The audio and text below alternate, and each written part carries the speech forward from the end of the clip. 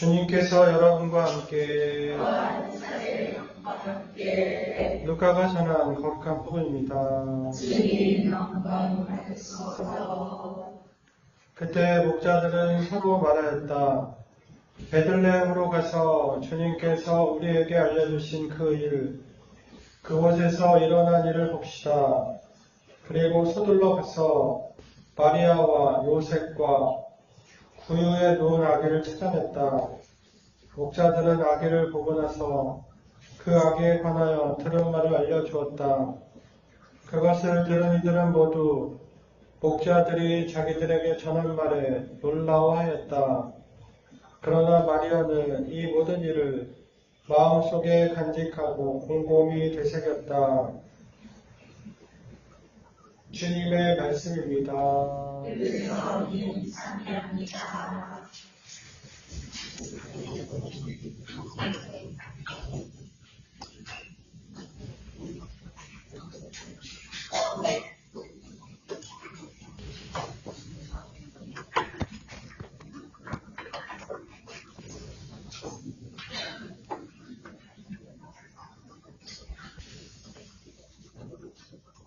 안녕하세요. 네. 어떻게 더위 잘 보내고 계세요? 네. 여기는 그래도 시원하죠? 네. 추워요? 네. 시원해서 제가 수요일날 이제 유튜브 온라인 생활걸로 하는데 그때 제가 이런 얘기를 하면서 클로징 멘트를 했어요. 토요일날 여기 하는데 시원하니까 많이들 오시라고 농담으로 얘기했는데 아무도 반응이 없고 또 그날은 평소에 뭐 끝나면 신부님 수고하셨어요, 신부님 감사합니다 이런 얘기도 하는데 아무 얘기도 없어요. 그냥 안 오겠다는 얘기인 거죠. 신부님 저희 집은 더 시원합니다. 이런 얘기를 하고 싶었던 것 같아요. 지금 파리올림픽 하고 있죠? 많이들 시청하고 계세요? 시청 안 하고 계신 분도 계시고. 이제 네? 내일도 저기 성우님이시죠? 네네, 맞아요. 예주 성인은 아니고, 예주에 지대한 영향을 미친 분이시죠. 그래서, 타고 이렇게, 보는데, 다른 경기도 그럴 수도 있겠지만, 타고는 이 코치를 자꾸 비추더라고요. 코치가 누군지 아시죠?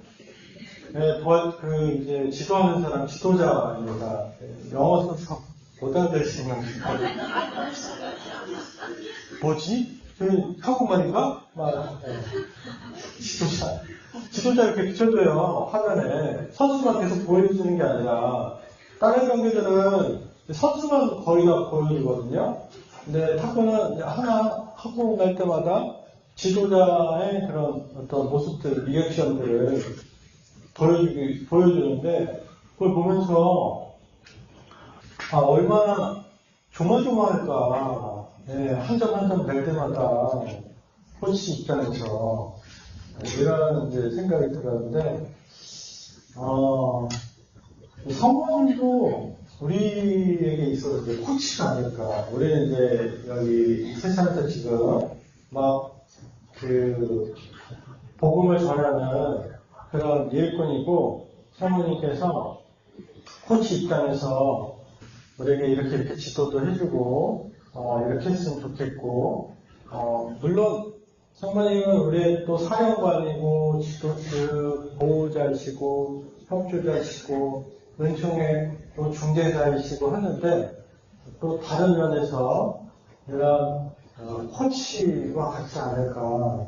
그리고 또 우리가 잘하면 되게 좋아하시고 못하면 어떻게 돼요? 슬퍼하시고 진짜 아파하시고 또 이렇게 심장 보여주시면서 내 여기 막 피 흘리지 않냐라고 하면서 우리가, 그냥 잘못하는 게 아니라 그냥 죄의 구렁텅이에 빠지게 되면은 스모님께서 더 이렇게 그런 모습들을 이렇게 비춰주지 않을까. 그래서 우리 집에 코치와 같은 역할을 하고 계신 건 아닌가라는 생각을 해보게 됐습니다. 예, 그 직업병인 것 같아요. 예, 뭐만 영화를 보든 뭘 보든 다 이제 성모님 아니면 예수님, 복음 다 대입해갖고 어떻게 하면 강론 때 얘기를 해야 되나 이런 몹쓸병에 걸린 것 같은데 처음에는 좀 부드럽게 하려고 말씀드렸습니다. 오늘은 아니라 오늘부터 좀 우리 성모 신심에 대해 신심이 뭔지 조금 이걸 좀 알아야겠다. 우리가 체력훈련하고 하고 기도하고 막 하는데 이 메시지가 무슨 말이지? 이럴 수도 있고 기도는 하루에 한 20단, 100단 이렇게 할 수도 있는데 이걸 내가 왜 하는 거지? 물론 발현하셔서 성모님께서 발현하셔서 죄인들의 회개에 대해서 목소리도 바쳐라 여기까지는 알고 있는데 왜 이거를 계속 돌리고 있는데 나는 변하는 게 하나도 없고 이거는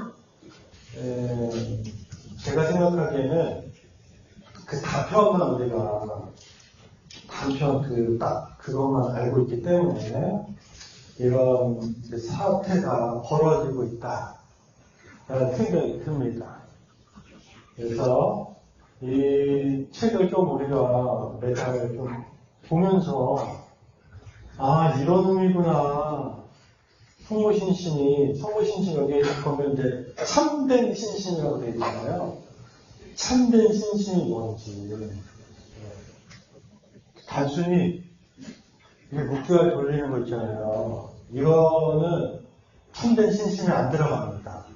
여기 이 잘못된 신심이 들어가요. 이 성에 보면. 그러니까 외적으로만 좀 이렇게 하려고 하는 거지, 내적으로 해야 되는 거를 안 하고 있는 거라고 볼 수 있습니다.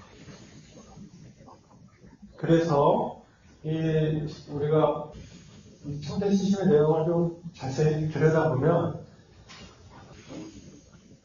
그 블루북에 있는 고피 신문을 통해서 준 메시지들이 왜 이렇게 이런가, 왜 이렇게 어쩌면 강력한가, 아니 이거를 어떻게 하라는 말인가라는 정도로 메시지가 이렇게 주는 그런 강도들이 다른가라는 것들을 이해할 수 있게 됩니다. 오늘 이걸 다 볼 수는 없어요. 아주 일부분만 오늘 보고 이제 또 계속 조금씩 보면 좋겠습니다. 이 자료들이 되게 많고 또 다른 슈퍼님도 이거 다 읽고 계시고 함께하고 계십니다. 그래서 오늘만으로 이걸 끝내는 게 아니라 계속 여러분들이 계속 보셨으면 좋겠어요. 저도 이제 저는 길어질 것 같아요. 저도 이제 중학생 때 동기가 책을 선물로 해줬어요. 그래서 그때 접하게 됐는데 진짜 감동이었어요. 감동이고 이렇게 신세계다 이런 생각했었는데 읽을 때 뿐이고 읽고 나서 이거를 계속 살고 하지 않으니까 이게 말짱 도루묵이 되는 거죠. 그래서 여러분들도 계속 접하게 되면은 언젠가는, 물론 여기 이제 많이 하시는 분도 계실 거고, 그래도 계속 접하게 되면은 가라목에 옷이 젖듯이 이런 거구나. 완덕에 이르는 길, 완전한 참된 신심에 이르는 길이 이런 거구나 라는 것들을 더 이렇게 실천할 수 있게 될 것 같아요. 이제 제목은 성모님께 대한 참된 신신인데, 원래 그리스도 왕국으로 가는, 대한 왕국을 준비하는 그런 걸로, 원래 원 제목은 그렇게 되어 있었다고 합니다. 그리고 저자는 몽포르의 성 루도비코인데, 이분은 이제 1673년에 태어나셔서 43세 일기로 일시 하나님 앞으로 돌아가시게 돼요. 이거는 이제 김영철 신부님이 쓴 논문의 일부를 나타낸 건데, 여기 보면은 이제 마리아 영성, 몽포르의 성인의 마리아 영성에 대한 건데, 핵심은 봉헌이면서 이 봉헌의 삶은 우리 세례 때 받았던 그 세례성사랑 서약의 그 삶을 사는 거다라는 것을 좀 이야기를 하고 있습니다. 그러면서 이 성모님에 대한 참된 신심은 다른 성인들에게도 영향을 많이 미쳤다. 그리고 특히 성 요한 바오로 2세 교황님께서는 뒷주머니에 갖고 다니면서 매일 읽을 정도로 이 신심에 매료돼 계셨다.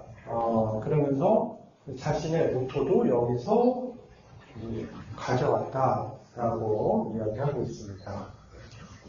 여기가 갈 길이 멀어서, 그래서, 그리고 이 몽포르 성인의 참된 신심도 그렇지만, 몽포르 성인을 통해서 우리가 레지오 마리아에도 있고, 파티마의 푸른 건데도 있고, 또 이 마리아 사제 운동도 있는데, 여기에 영향을 미쳤다. 그래서 이 성인에 대해서 하지만 잘 알려지지 않았다. 한국이겠죠. 한국에 잘 알려지지 않아서 이 성인에 대해서 알아야 된다라는 이야기입니다.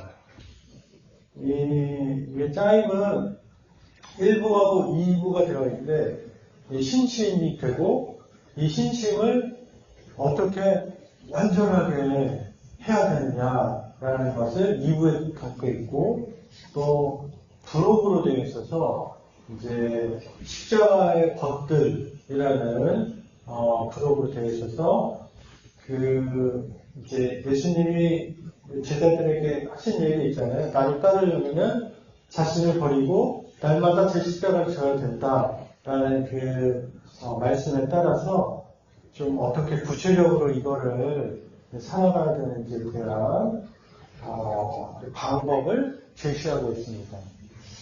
저는 이제 이거를 좀 보면서, 좀 이냐시오의 영신수령하고 좀 굉장히 구조들이 많이 닮아있다. 닮아있는데, 역시 아니나 다를까 영향을 받았습니다.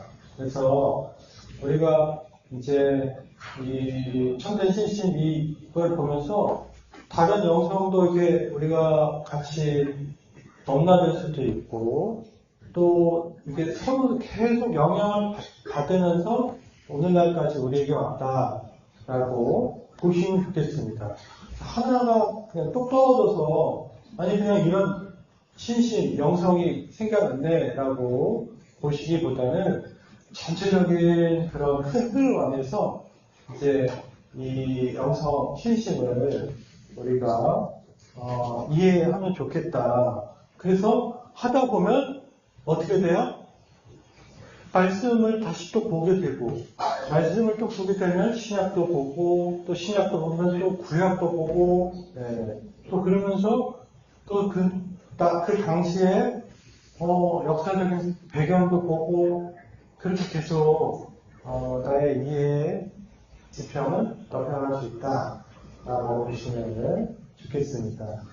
신부님, 저는 이제 근데 다 모르겠고 그냥 목조기도만 하려니까 머리가 지긋지긋합니다. 벌써부터. 이게 왜 이렇게 생겼는지 궁금하지도 않고, 목조기도 잘하고 있는데 무슨 일이 있다 이거야. 이게 봉변이니까.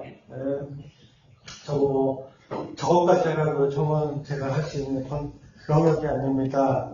라고 보실 수 있는데, 좀 그래도 이걸 알면 여러분들이 메시지 이게 도통 무슨 말인지 모를 수도 있을 것 같아요. 제 생각에는 그래요. 제 수준에서 감히 보자면은 여러분이 이제 저보다 더 성적이 높고 더 이렇게 빨리 흡수하는 경향이 훨씬 많겠지만, 이게 무슨 맥락에서 이런 말씀을 하실까? 이런 것들은 아마 좀 어렵지 않을까. 근데 이 천대 신심을 우리가 살펴보게 되면 알 수 있다. 그래서 이제 빨리 집에 가서 밥이나 먹어야겠다 이런 생각이 들어요. 여러분들은 지금 오늘 잘 먹었다. 오늘은 진짜 잘 먹었다. 재밌지 않다.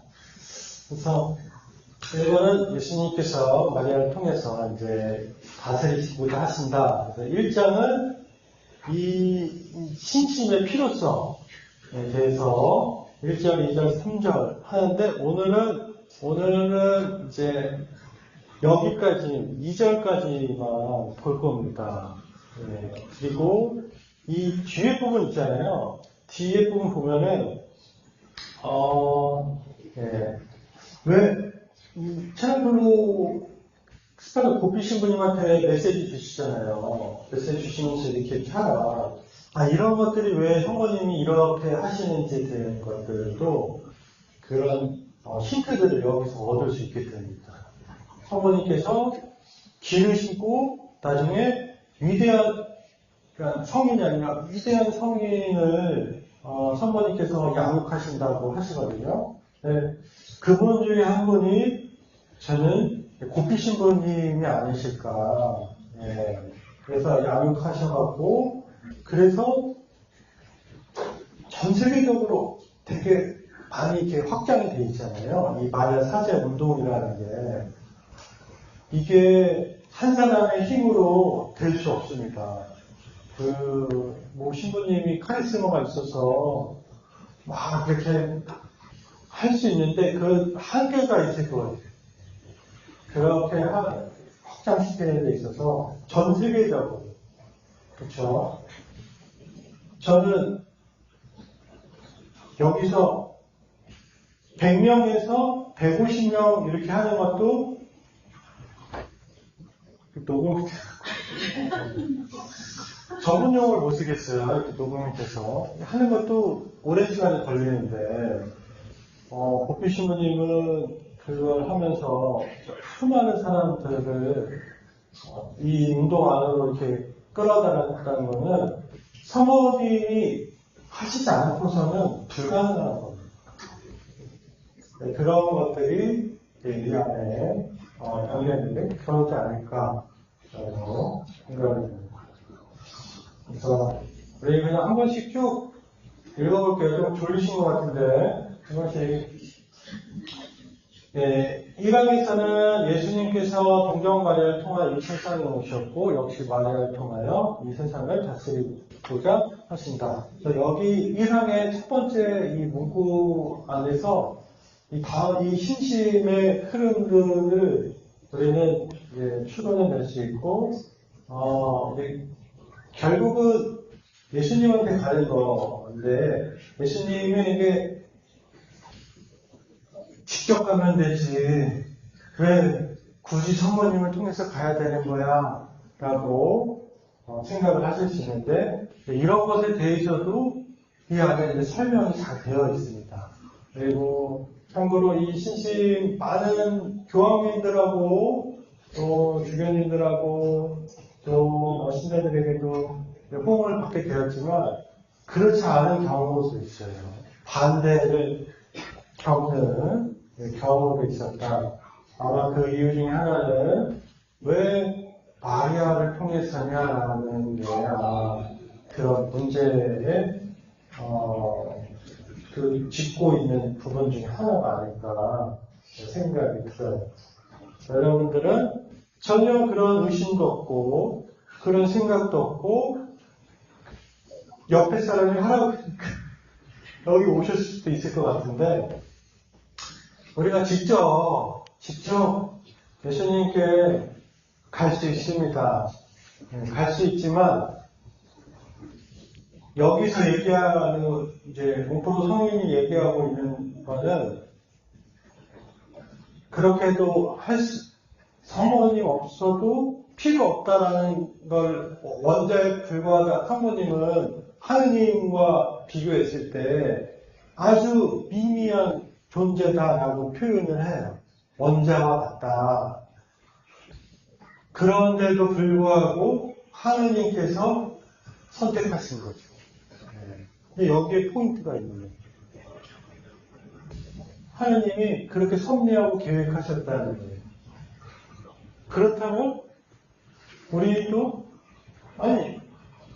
바로 하느님한테 갈 수 있는데 하느님께서 그런 방식을 택하셨기 때문에 우리도 당연히 그 방식을 따르는 거예요. 하느님이 하시는 거 나는 원하지 않아. 나 그냥 바로 예수님하고 바로 갈래. 갈 수도 있어요. 그렇지만 여기서 얘기하는 게 성모님을 통해서 갈 때 가장 빠르고 완전하고 지름길이고 라고 하기 때문에 이런 길을 제시해 줍니다. 여기 계신 분들은 의심이 없기 때문에 이런 것에 대해서 꼭 마련을 통해야 돼 이런 생각을 하실 수 있지만 그렇지 않다. 그리고 이제 알라마테레처럼 성모님께서는 이제 그런 것들을 그 원적 징태되신 그런 특정을 주셨잖아요. 그러니까 이런 특정과 은총이 가득하신 마리아여라고 하잖아요. 은총을 엄청 받으셨어요. 네. 상상 이상으로 많이 받으셨습니다. 네.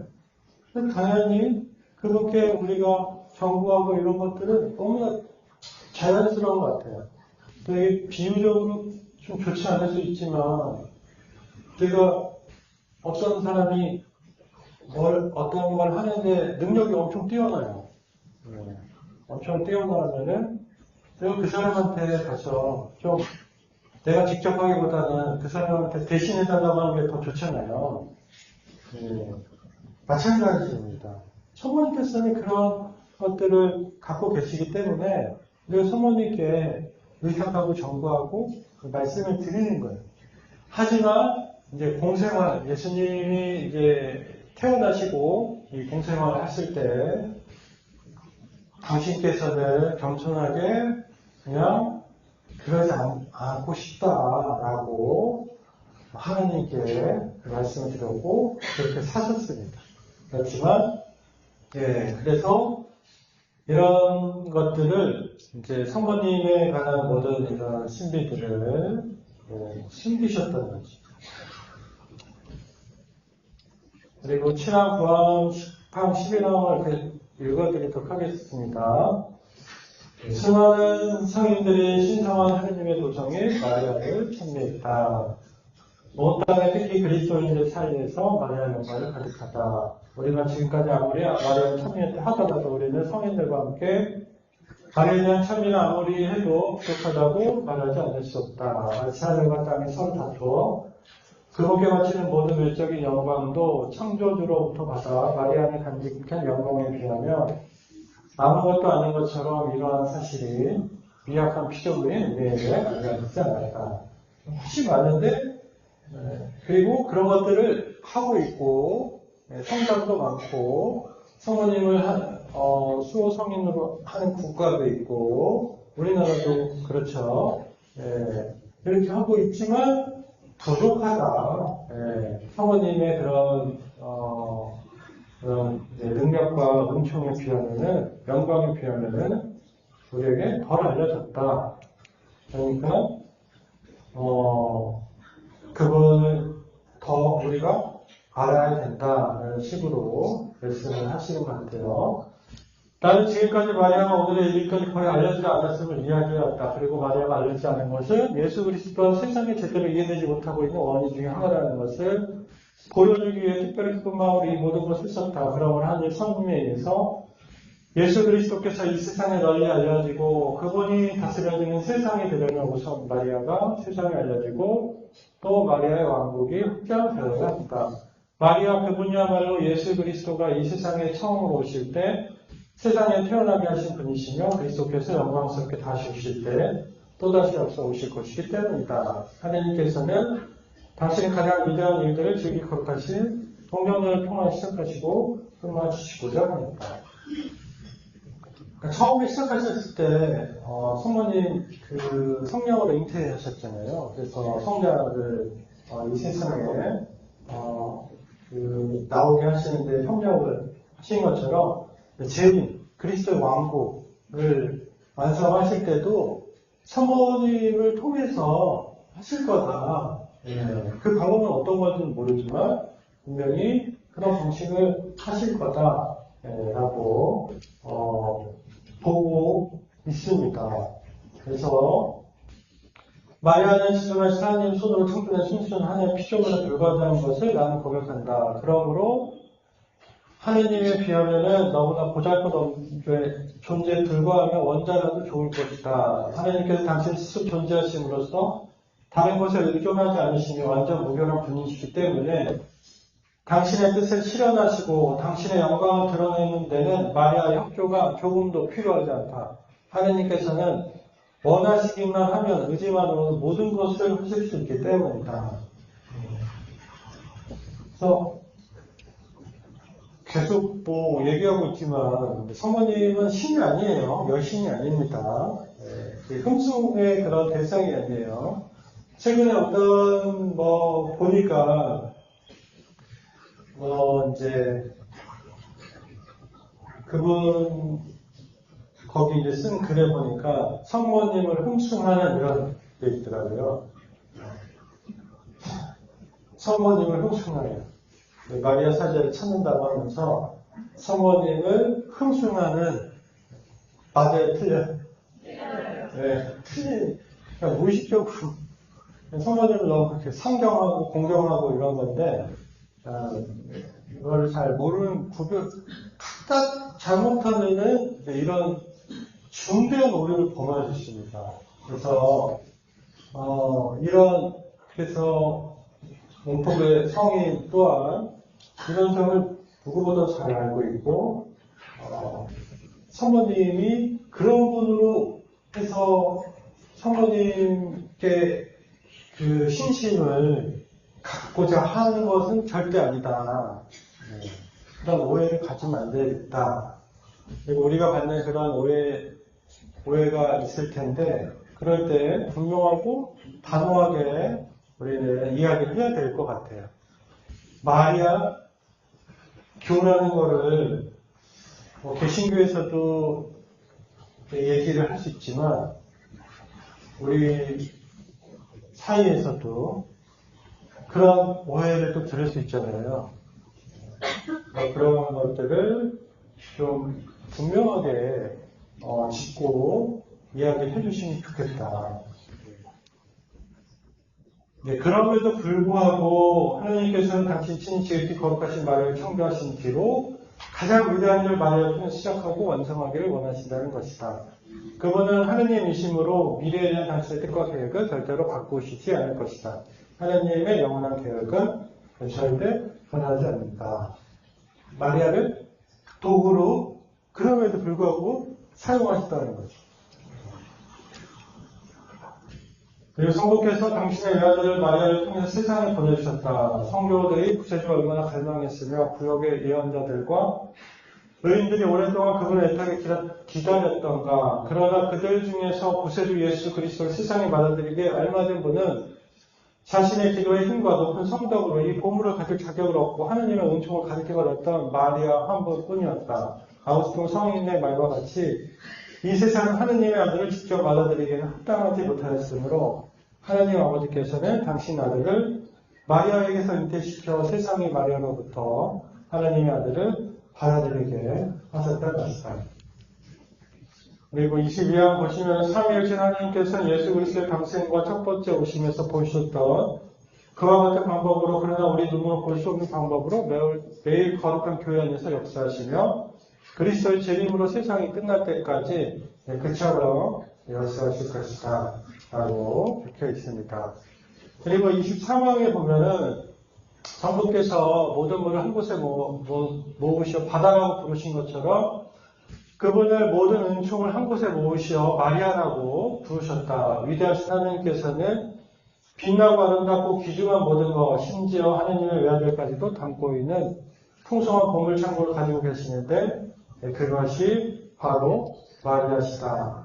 그래서 하늘의 이제 보고인 거죠. 성모님이. 그리고 성자께서는 또 은총의 통로이고 은하라고 표현을 줍니다. 당신의 삶과 죽음으로써 무한한 공로와 놀라운 성덕을 모두 당신 어머니 마리아에 넘겨주셨고 또 성도부터 받은 모든 유산을 마리아가 관리하고 나아가도록 맡기셨으며 마리아를 통하여 당신의 공로와 성덕과 은총들을 당신 지체의 모든 사람에게 나눠주시다. 그래서 은총의 중개자 이제 레지오에서는 우리도 그렇고 모든 은총의 중개자라고 표현을 하죠. 그리고 예수께서 당신의 자비를 잔잔하게 풍성하게 쏟아 흘러 보내주시며 통로이며 운하여주시다. 그리고 성부, 성자, 성령 이 삼위일체 하느님과의 관계 안에 마리아에 대한 이야기를 하고 있는 겁니다. 마지막에 성령께서는 당신의 충실한 정배이신 마리아에게 말할 수 없는 없이 놀라운 선물을 맡겨주셨고 마리아는 당신이 가지고 있는 모든 것을 나눠준 분배자로 선택하셨으며 마리아는 성령의 모든 선물과 은총을 당신이 원하는 사람에게 원하는 때, 원하는 만큼, 원하는 방법대로 나눠 주신다. 이거 마리아 레지오 선서문에 들어가 있는 겁니다. 그러므로 천상 선물이 마리아의 손을 거치지 않고 사람들에게 주어지는 것이라고는 하나도 없다. 이것은 우리가 모든 것을 마리아를 통해서 받게 되기를 원하신 하나님의 뜻이기 때문에 또한 이는 마리아의 장생을 통해서 깊은 경청으로 자신 하나님 대전에 아무 무가치한 존재로 미천하게 생각하고 자신을 감추던 마리아를 자능하신 하나님께 특별히 들어 높이시고 부여하시며 영광되게 해주셨기 때문이다.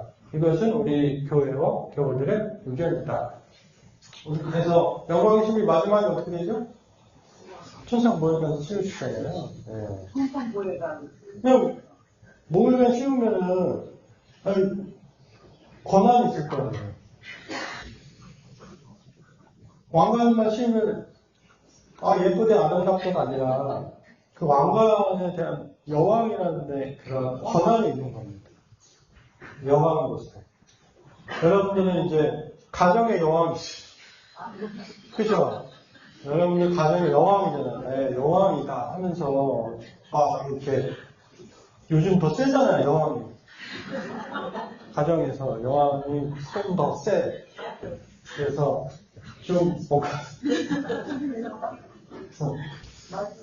여신은 아니에요, 성모님께서. 하지만 여왕으로서 그런 것들을 할 수 있고, 그렇기 때문에 우리가 성모님께 전구해 달라고 또 기도하고 이 말의 사랑 운동을 하고 있습니다. 근데 마지막인데요. 아무 세상이나 구원받고 선택된 모든 사람들이 하느님의 아들 예수 그리스도의 모습을 닮기 위해서는 이 세상에서 가장 거룩한 동정과 태중에 숨어 있으면서 가장 완전한 태생인 의인들의 죽음과 같이 그런 죽은 이후의 영광으로 태어날 때까지 이어진 어머니의 보호에 보호되고 양육되어야 된다고 말한다. 이 놀라운 은총의 신비. 세속의 사람들은 전혀 알지 못하고 구원받도록 선택된 하나님의 자녀들에게도 거의 알려지지 않은 신비이다. 그래서 성모님을 통해서 양육되고 또 성모님 안에서 있을 때 어떻게 보면은 하느님 아버지 성부께서 원하시는 그런 사람으로 우리는 다시 태어날 수 있는 겁니다.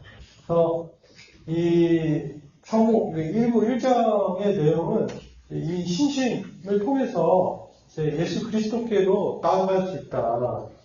최종 목적지는 예수님인데 여기에 나아가는데 성모님을 우리는 통해서 가자라는 게 여기에 주된 이제 이야기라고 할 수 있겠습니다.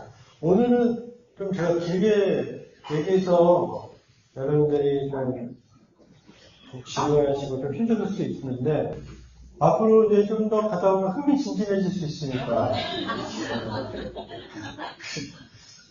앞에는 이론이기 때문에 좀 어려운 게 있는데, 우리가 좀 이론을 바탕으로 해서, 과연 참된 신신이 뭔지, 왜 내가 지금 이렇게, 이제 사탄과 이런 이제 대적을 해야 되고, 왜 또 이렇게 열심히 우리 봉헌문 있잖아요. 봉헌문 바치는 데도 살아가야 되는지, 그런 이유들이 앞으로 이렇게 나오게 됩니다. 그래서, 몽포로의 성인이 알려주신 이 참된 신신을 통해서 우리 모두가 예수님을 닮은 또 예수님과 함께 이 신앙의 여정을 갔으면 좋겠습니다. 그러면 잠시 묵상하시겠습니다.